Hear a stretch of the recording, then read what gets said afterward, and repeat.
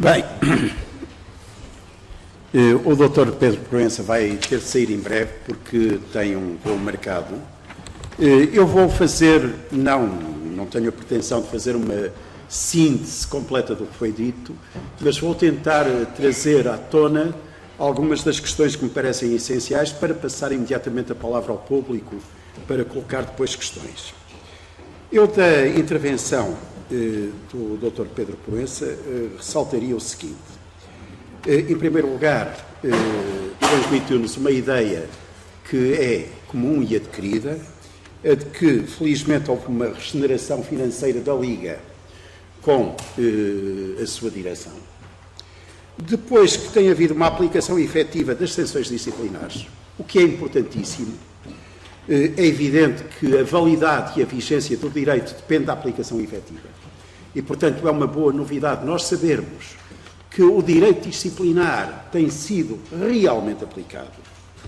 E, finalmente, uma ideia que pode parecer óbvia, mas é muito importante, que aqui fique, que é uma ideia que consiste simultaneamente no apelo à persistência. Os problemas da violência desportiva não se resolvem de um dia para o outro.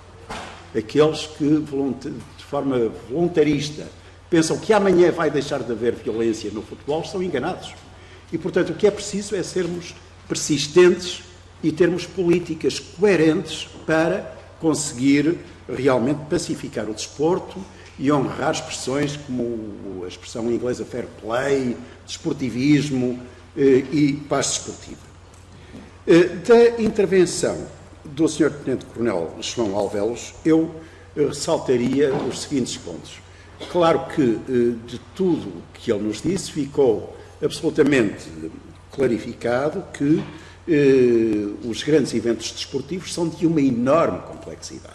São de uma enorme complexidade e convocam a conjugação daquelas duas vertentes essenciais da segurança, a safety e a security.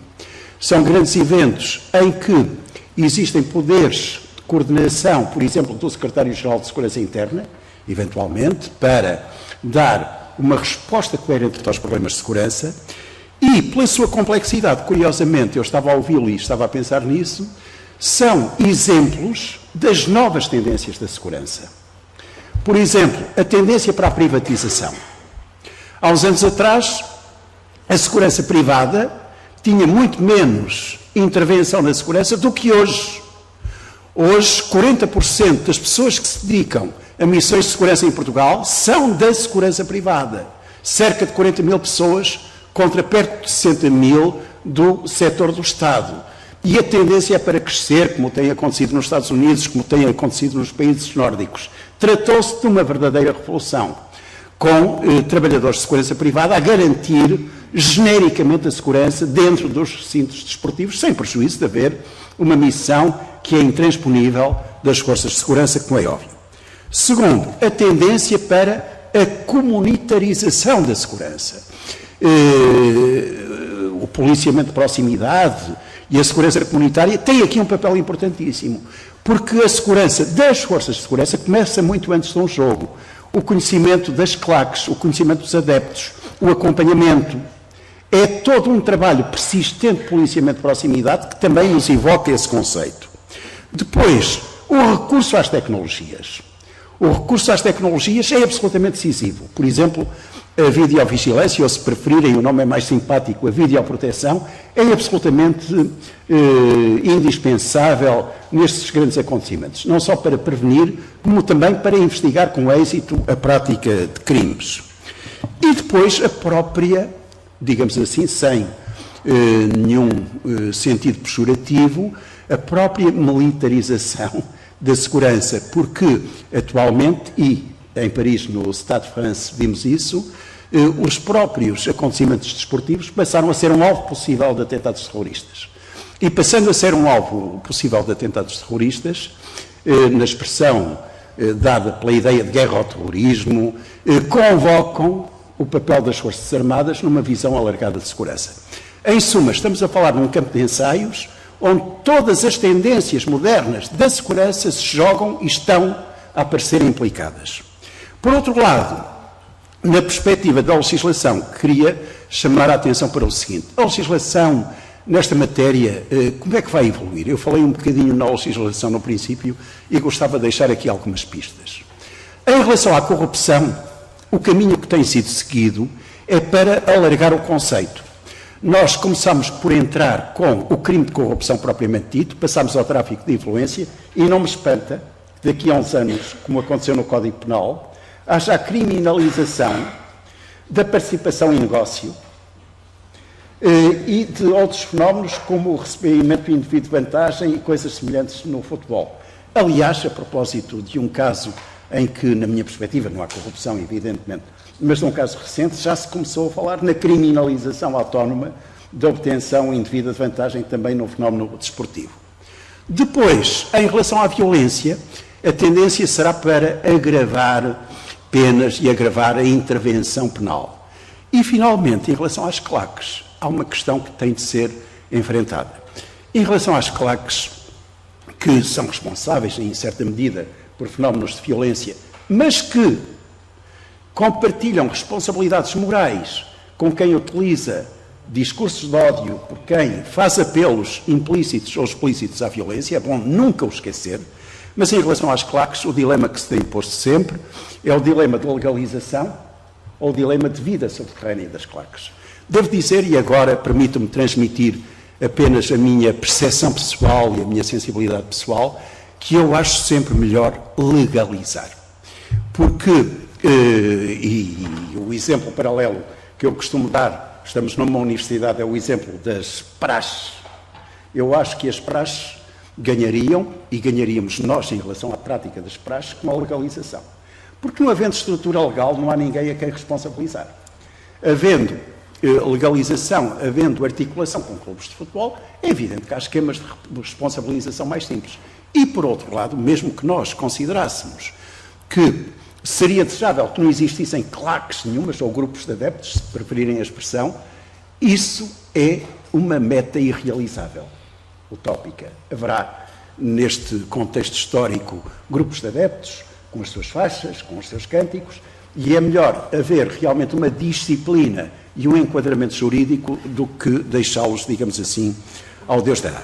Bom, estas são algumas pistas. Eu agora passava a palavra ao público e vou pedir a cada pessoa que intervenha que faça o seguinte, que diga o nome, que diga a quem dirige concretamente a pergunta e, no fim de um grupo de perguntas que eu considerar útil e oportuno, eu dou a palavra aos conferencistas para responderem.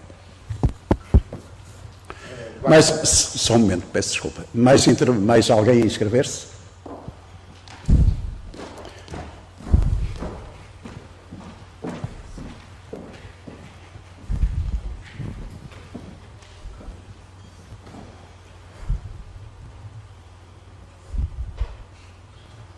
Mais? Peço desculpa o nome. Mais? Ora bem, temos já 4 inscrições. O Sr. Dr. Duarte Caldeira, faz favor. Muito rapidamente, saudar o Tenente-Coronel João Alvelos pela excelente exposição relativamente ao dispositivo de segurança nos estádios, muito elucidativa, e saudar também o Dr. Pedro Proença, sobretudo pelo contributo que tem dado à dignificação do desporto e do futebol em Portugal. E queria colocar apenas uma questão muito simples.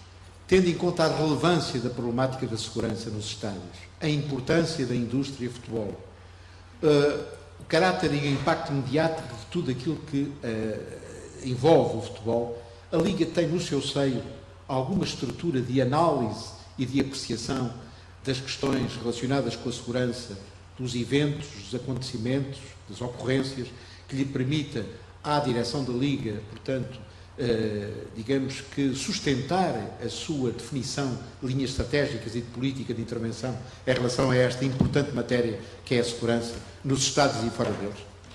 Professor Nelson Lourenço, muito obrigado. Começo por fazer uma declaração de interesses. Não sou adepto de futebol, limito-me a ver os jogos da seleção, mas acompanho, como creio que todos os portugueses acompanham, esta violência este ambiente de violência em que o futebol está a decorrer nos últimos anos. E o professor Rui Pereira tocou no ponto onde eu iria falar, mas eu gostava de ouvir a sua opinião, se é possível irmos mais à frente. É assim, aquilo que eu vejo é que uma grande parte da violência até ocorre fora do recinto desportivo. Há todo um ambiente de violência fora do recinto desportivo, portanto, que não é abrangido pela exposição do Tenente Coronel João Alvelos. Eu recordo-me de um livro que saiu por volta dos anos 70, os da nossa idade devem se lembrar mais ou menos, do Desmond Morris, a tribo do futebol. E o professor tocou no ponto que a mim me parece central. Eu creio que a legislação deve atuar junto das claques e junto de quem está por trás das claques, porque alguém as claques não achem, por não perceber nada de futebol, percebo o suficiente de sociologia para saber que elas não emergem do nada, não emergem do vazio. E eu tenho a impressão que a legislação vai ter de atuar nesse campo. Pronto, eu tinha uma pergunta, mas eu gostava de ouvir a sua opinião, francamente. Muito obrigado. Ora bem, Sr. Professor, puxa para trás.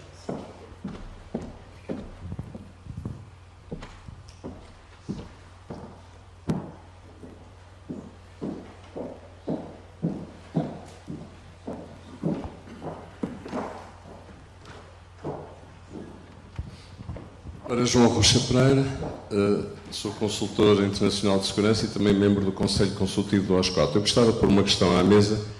Na sequência da primeira pergunta, se a Liga de facto tem alguma comissão, enfim, algum grupo de trabalho para tentar minimizar a violência, neste caso no futebol, mas há uma coisa que de facto nos faz confusão. Eu já falei com várias pessoas sobre isso, mas continua a fazer-me confusão, que assistimos sempre, todas as semanas, através da televisão, ao rebentamento de petardos, enfim, todos esses artefactos explosivos.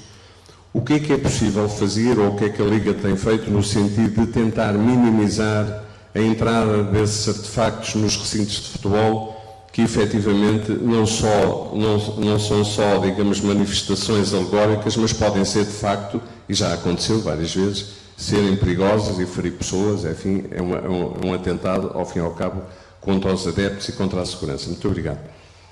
Muito bem. E o Sr. Dr. João Cardoso?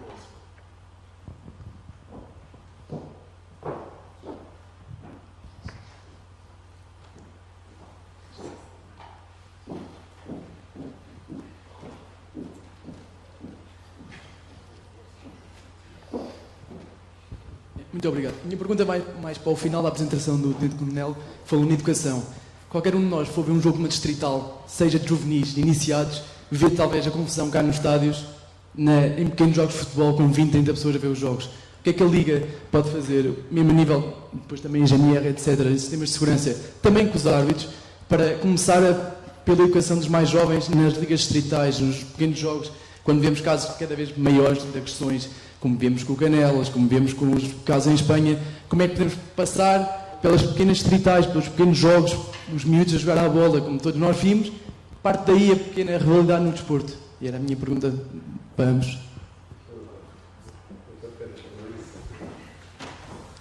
Muito obrigado pelas questões que me foram colocadas. Respondendo à primeira questão, e que tem a ver com a forma com que é monitorizada quer a violência, quer a segurança nos estádios de futebol. A Liga Portugal, desde há 2 anos, que tem uma comissão de monitorização de violência e segurança no futebol, comissão essa que faz o acompanhamento de todos os jogos que acontecem nas competições profissionais. É feito um planeamento, um mapeamento, e todos os jogos são monitorizados 4 horas antes dos jogos se iniciarem, os 90 minutos e depois mais 90 minutos após o jogo. Esta é uma comissão que reporta diretamente ao Board da Liga e, portanto, no final da jornada desportiva, a direção da Liga tem o acesso a toda a informação detalhada de tudo aquilo que foram aspectos significantes ou significativos que ocorreram ao nível da violência e da segurança dos próprios estádios. Estes relatórios são feitos não só pelos mecanismos internos da Liga, mas fundamentalmente por todas as pessoas que hoje estão envolvidas durante o evento desportivo. O diretor de campo, o diretor de segurança, os próprios ARDs, o delegado da Liga, e portanto há uma panóplia de documentos que servem e que são utilizados para reportar todos os acontecimentos que vão ocorrendo durante o evento desportivo. A Liga tem em permanência, e durante o evento do próprio espetáculo, tem no seu headquarter, na sua casa-mãe, alguém que é responsável pela segurança e que tem a capacidade, durante o acontecimento, de, por exemplo, decretar que um determinado jogo deve ser interrompido por questões de segurança. E, portanto, todo este reporte que é feito semanalmente e às vezes mais do que uma vez por semana, quando temos jogos ao fim de semana e às quartas-feiras, são fundamentais para a direção da Liga e ter a percepção clara daquilo que vai acontecendo. Na conjugação desses relatórios, de todas essas informações que nos são fornecidas, obviamente que tentamos repercutir sobre e com esta Comissão de Monitorização de Violência, tentamos repercutir nos nossos regulamentos tudo aquilo que devem ser alterações que, de alguma forma, elevem os níveis de segurança de todos os estádios.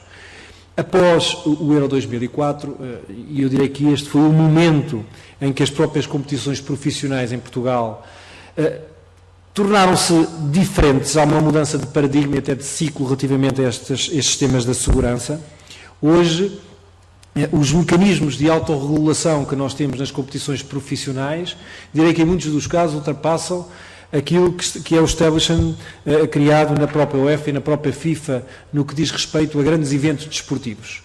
Hoje as reuniões de segurança, as reuniões preparatórias dos próprios eventos ultrapassam em muito aquilo que acontece, por exemplo, num jogo de preparação da própria Champions. E, portanto, é esta Comissão que, recebendo todos estes feedbacks e todos estes inputs, que não são conhecidos do grande público, que servem para monitorizar e para que nós possamos, a cada ano que passa, regulamentar de forma diferente tudo aquilo que vai acontecendo.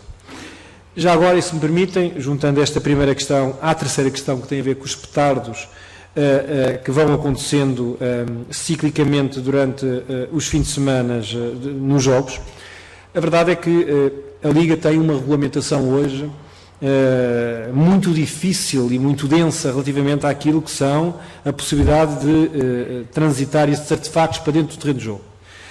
Mas é verdade que essa legislação existe, é verdade que existem ARDs que fazem essa monitorização e que fazem essa fiscalização, há várias fases e algumas triagens que vão acontecendo. A verdade é que esses artefactos cada vez têm hoje uma dimensão tão reduzida que muitas das vezes são absolutamente imperceptíveis a quem faz essa vistoria. Diria que hoje, e quem conhece estes petardos, são um pouco mais do que uma pequenina beata de cigarro que as pessoas conseguem facilmente levar para dentro dos estádios. É uma preocupação que nós temos, estamos a trabalhar no sentido e com as forças de segurança pública para perceber e termos a percepção de como é que nós podemos fazer esta monitorização, mas é algo que não é fácil e que não é fácil identificar. Este trabalho é feito, este trabalho está regulamentado, não está cá hoje o professor Meirim, que tem penalizado altamente naquilo que diz respeito ao conceito de disciplina, sempre que um grupo de adeptos utiliza estes artefactos, e a verdade é que tentamos também nós encontrar as soluções para que possamos fazer esta validação. É um tema que não é fácil, mas que nós temos trabalhado afincadamente.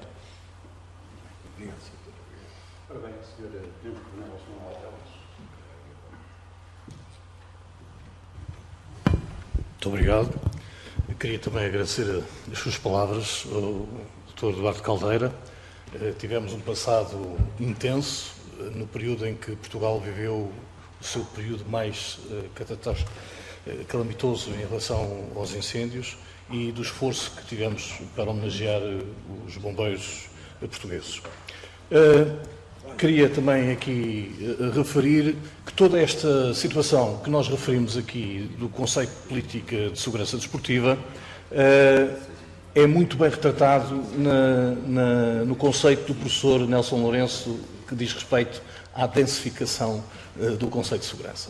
Esta densificação, e agora peço que não me avalie, este conceito de densificação do conceito de segurança é que, de facto, introduz dentro deste conceito variáveis que há 10, 20 anos não eram tidas em conta para o efeito. Em relação à utilização de explosivos, de facto, eu sou da geração, acho que a geração pós-45, pós-50, brincava no Carnaval com petardos que faziam este efeito e eram vendidos exatamente sem qualquer fiscalização. Houve muitos acidentes, pessoalmente fui vítima de um deles, ligeiro, mas o facto é que tem que haver, da mesma forma que esta situação foi solucionada, tem que haver também, uma mão dura no quadro da moldura legal e os próprios clubes também possam ser atingidos. Há aqui um caso que eu gostaria de trazer para a nossa memória, que é feito dos hooligans ingleses. Deixaram de se ouvir falar, a não ser no estrangeiro, não é? A não ser no estrangeiro. Há uma memória, no Euro 2004, na preparação para o Euro 2004, uma situação absolutamente, histórica. O Euro 2004 estava previsto para o final de maio de 2004. Em abril de 2004, a senhora Ministra das Finanças, da altura, não aprovava a autorização da aquisição dos equipamentos de segurança. E não aprovava com aquela cultura típica das finanças, herança do senhor Ministro das Finanças da primeira, de 1928. Há um pré-estádio nas finanças que é atrasar o mais possível as autorizações de pagamento. Não sei porquê, acaba-se por gastar e às vezes os efeitos ainda são mais dispendiosos do que se efetivasse. E então o Sr. Ministro, na altura da Administração Interna, teve-se correr de uma situação, que também faz parte do cotidiano da gestão governativa, e o Sr. Ministro sabe perfeitamente. Desculpe funcionar no ministro, mas na tendência da cultura francesa, que ministro uma vez, ministro para toda a vida. Mas a questão foi esta. O Euro 2000, para quem não tem memória, o Euro 2000 pôs Bruxelas em estado de sítio. Ou seja, 4 anos antes do Euro 2004. No jogo, creio eu, Inglaterra-Turquia, os ingleses perderam. E tudo o que era tez morena dentro de Bruxelas, acho que aqui metade levava também a arrastar, foi um completo desastre em termos de segurança urbana. Isto foi uma sexta-feira. Num sábado, 6 aviões C-130 da aviação belga pegaram em 400 hooligans apanhados assim num coisa, voaram para a Inglaterra, falaram às torres de controle, temos aqui 400 cidadãos britânicos, se não nos dão autorização de aterragem, nós voltamos e vamos procedê-los a um julgamento sumário. E assim, em cima do joelho, deram autorização, a Força Aérea abriu as portas, eles saíram pelas bases, fecharam as portas e saíram. Isto foi o que aconteceu no Euro 2000. Este é o enquadramento do Euro 2000.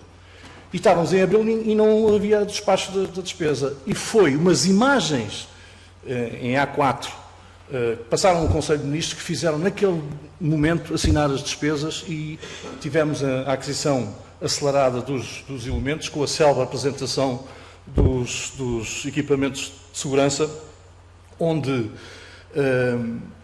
não houve dinheiro para comprar um caminhão daqueles de jatos de água e fizeram a adaptação de um canhão que era manualmente guiado e deram um joystick ao mesmo operador que tinha 50 e tal anos e que fazia à mão o jato de água, deram-lhe um joystick naquele dia, que para coordenar o coisa. Portanto, estávamos num dia solarengo e toda a gente que estava ali dentro apanhou um banho de água completo, onde eu e o seu comandante-geral na altura, o General Morato Nunes, estávamos impavidamente a apanhar uma carga de água, a boina de comando do Sr. General Nunes caía-lhe pela cara. Isto para dizer que a gestão de segurança começa a montante, começa na aquisição eficaz de equipamentos, começa na educação das pessoas. E aqui, respondendo ao Dr. João Cardoso, nos anos 80, houve uma participação, quer de órgãos de comunicação social, quer inclusive das televisões, numa campanha onde participou Nicolau Breiner, Hermano José, numa campanha nacional de procedimentos de educação. Esta campanha tinha em vista o acolhimento dos turistas, mas esta campanha deu e transmitiu a toda a sociedade portuguesa comportamentos de educação, de respeito com o próximo, de cortesia, e esse efeito foi notório na conquista daquela imagem que hoje promove o turismo, da simpatia dos portugueses. Eu creio que temos todo o potencial para ser uma sociedade que o é, educada, formada. Agora, há que atuar onde? Nos responsáveis, que aqui já foram referidos, que usam do Estatuto de Figuras Públicas e que incentivam, direto ou indiretamente, aos comportamentos inaceitáveis que estão bem, digamos, identificados na moldura penal. Portanto, quem promove, quem direto ou indiretamente é responsável por isto, deve ser penalizado. E temos que envolver os clubes e os responsáveis desses mesmos clubes. Portanto, há aqui e quando há dias ouvi o Dr. Pedro Proença a dizer que tem que se levar este assunto ao mais alto nível, não só ao mais alto nível, e alargá-lo também às áreas da educação. Porque é aqui, e é um esforço que nós temos que fazer, como um ideal nacional. O desporto é, para já, e aliás as consequências estão à vista, quer ao nível da falta de fair play, quer ao nível de consequências inaceitáveis, como este assassinato deste adepto italiano do Sporting, não se pode admitir no comportamento da sociedade. Isso também transmite-se posterior, e se estamos a julgar, digamos assim, estes comportamentos, não podemos esquecer de que o impacto que isto tem na opinião pública estrangeira, e não esquecer que o Estatuto de Portugal simpático, Portugal um dos melhores destinos turísticos, pode ser gravemente afetado por este tipo de comportamentos. Bom, eu queria só responder à questão que me colocou o professor Nelson Lourenço, que se relaciona com a violência à volta dos estádios e com as claques. Vejamos, a questão, na minha opinião, coloca-se em termos de responsabilidade social. Porque se não houver responsabilização dos agentes desportivos, não há pacificação no desporto. E a responsabilização, por mais que doa, só se consegue efetivar através daquelas sanções que eu referi. Por exemplo, utilização de engenhos pirotécnicos, jogos à porta fechada, se for repetida. Se os jogos à porta fechada não resultarem, interdição de estádios. Se a interdição de estádios não resultar, a proibição de participar em certas competições. Eu sei que é duro, eu gosto de futebol e até tenho clube, quer dizer, sou simpatizante de um clube e sou sócio mesmo de um clube, mas só assim é que há pacificação do futebol. Porque as sanções penais, na realidade, têm um efeito de comprovação contrafática, vigência e validade das normas jurídicas, mas não chegam, notoriamente. Tem de haver sanções desportivas, sanções efetivas no plano desportivo. Só assim é que funcionam. Por outro lado, em relação às claques, eu reafirmo o seguinte: em relação às claques, tem de haver uma política relativamente nuancée, quer dizer, tem de haver uma política que as responsabilize e que as reconheça, porque não se pode simultaneamente excluir e responsabilizar. A partir do momento em que excluirmos, adeus. Estão num direito penal do inimigo. O exemplo das praxes. Nós temos, por exemplo, associações estudantis legalizadas, mas praxes não legais. E é por as praxes não serem legais que toda a gente lava as mãos e ninguém assume responsabilidades e pode ser responsabilizado. Portanto, é isto que eu creio que vai acontecer. Agora, penso que, acima de tudo, tem de haver um código ético muito diferente para os agentes desportivos. Eu não vou aqui particularizar, porque realmente a particularização, enfim, encaminha logo a conversa para um plano indesejável. Mas é verdade que há dirigentes desportivos que, mesmo a seguir aos mais trágicos acontecimentos, continuam com uma linguagem extraordinariamente violenta. Ora, é evidente que não podemos estabelecer relações de causa e efeito entre os discursos e os acontecimentos.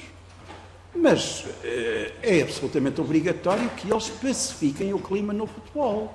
Eu não consigo sinceramente compreender como se torna impossível que num jogo de futebol as pessoas se cumprimentem. Por exemplo, os presidentes de clubes, os treinadores, o que daria um exemplo muito diferente aos participantes. Em suma, é por aqui que tudo começa.